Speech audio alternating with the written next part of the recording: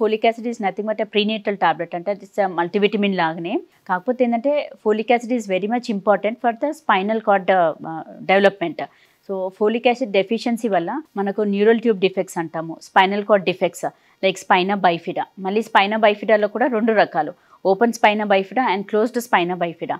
Open spina bifida ఏంటంటే మనకి ఈజీగా డిటెక్ట్ అవ్వగలుగుతుంది, అంటే స్కాన్స్లో కూడా క్లియర్గా తెలిసిపోతుంది, ఉమ్మినీరు అనేది ఎక్కువగా ఉంటుంది.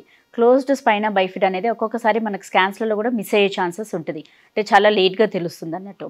అండ్ అది కాకుండా ఏంటంటే మనకు ఫోలిక్ యాసిడ్ డెఫిషియన్సీ వల్ల క్లెఫ్ట్ లిప్, క్లెఫ్ట్ ప్యాలెట్ అంటాం, అంటే గ్రహణ మొరి అంటాం కదా, సో అవి కూడా ఛాన్సెస్ ఎక్కువగా ఉంటాయి. అండ్ అలా ఉన్నప్పుడు కూడా అంటే ప్రీవియస్ బేబీకి అలా హిస్టరీ ఉన్నప్పుడు, మనకు నెక్స్ట్ టైం కన్సీవింగ్కి ప్లాన్లో ఉన్నప్పుడు అట్లీస్ట్ 3 months ముందు నుంచే ఫోలిక్ యాసిడ్ స్టార్ట్ చేసుకోమని చెప్తాం. అండ్ మనకు రికమెండెడ్ డోసేజ్ ఏంటంటే 5 mg/day. కొందరికి అంటే ఎపిలెప్టిక్ పేషెంట్స్ ఉంటారు, అంటే కొందరికి ఫిట్స్ వచ్చే ఛాన్సెస్, అంటే ఫిట్స్కి సంబంధించిన మెడికేషన్ వాడుతున్న పేషెంట్స్కి మాత్రం డబుల్ స్ట్రెంత్ ఫోలిక్ యాసిడ్ వేసుకోమంటాం. అంటే వాళ్ళకి సింగిల్ స్ట్రెంత్ 5 mg సరిపోదు, అలాంటి వాళ్ళకు డబుల్ స్ట్రెంత్ వేసుకోమంటాం.